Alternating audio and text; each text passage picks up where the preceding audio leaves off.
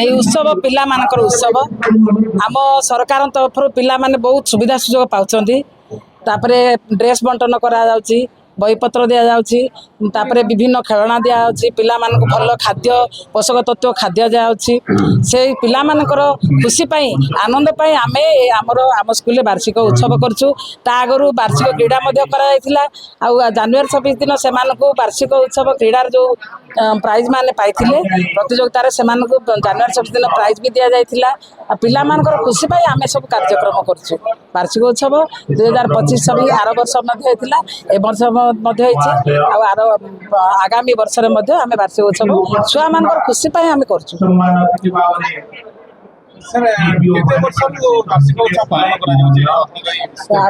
ଏ ବର୍ଷ 10-12 ବର୍ଷ ତଳ ରହୁଛି ସାର୍। ମଝିରେ ଟିକେ ବନ୍ଦ ହେଇଯାଇଥିଲା, ଏବେ ପୁରା ରେଗୁଲାର ଚାଲିଛି, 2-3 ବର୍ଷ ହେଲାଣି ଚାଲିଛି। ଆଉ ବହୁତ ଆଡ଼ମ୍ବର ସହକାରେ ଅଛି। ଆଉ ପିଲାମାନେ, ପ୍ୟାରେଣ୍ଟସ୍ ମାନେ, ଆମର ଶିକ୍ଷୟିତ୍ରୀ ମାନେ, ଆମ ପାଚିକା ମାନେ, ଆମର ଅଫିସିଆଲି ସବୁ ସାହାଯ୍ୟ ସହଯୋଗ କରୁଛନ୍ତି ଆମକୁ।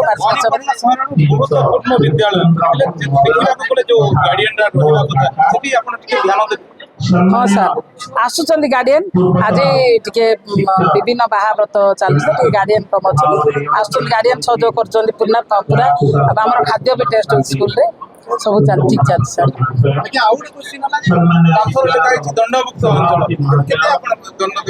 ସାର୍ ଆମେ କିଛି ଦଣ୍ଡ ଦଉନୁ ପିଲାଙ୍କୁ, ଆମେ ଖେଳେଇ ଦଣ୍ଡ ଦିଆହବନି। ପିଲାକୁ ଆମେ ମନ୍ଦିର ସଦୃଶ କରିବୁ।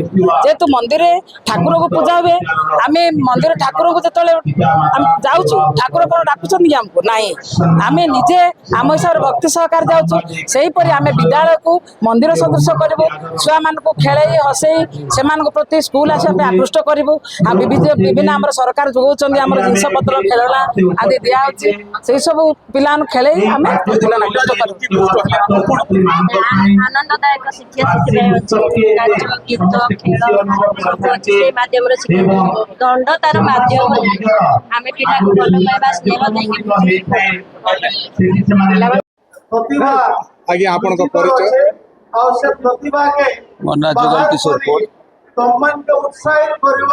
ସାର୍, ଆଜି ବାର୍ଷିକ ଉତ୍ସବ ଯୋଉ ଯୋଗ ଦେଇଛନ୍ତି, କଣ କହିବେ? ଆଜି ମଝିପଡ଼ା, ଭବାନୀପାଟଣା ସହରର ମଝିପଡ଼ା ଉଚ୍ଚ ପ୍ରାଥମିକ ବିଦ୍ୟାଳୟ ଯେନ୍ଟା ଅଛେ, ତାର ଆଜି ବାର୍ଷିକ ଉତ୍ସବ। से उत्सव रे आमे सामिल होवार सुयोग पाइछु एवं सामिल मध्य होइछु।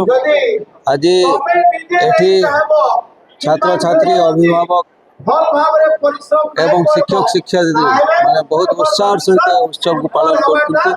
बहुत गुरुत्वपूर्ण कथा है ये विद्यालय बहुत पुरातन स्कूल अच्छे शहर रो। आज एठो अनेक लोक समाज रे प्रतिष्ठित हिसाब रे बाहरी चंती एवं छात्र छात्री माने मध्य बहुत उत्साह सहित एठी अछंती। आउ एटा गोटे अग्रणी विद्यालय भवानीपाटना शहर रो।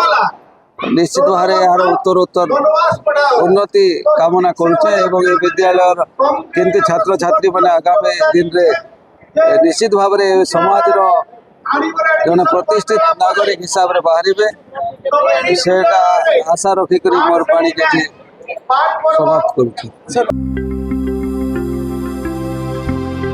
लेटेस्ट न्यूज अपडेट पाई www.nowodisha.com को लॉगिन करंतु।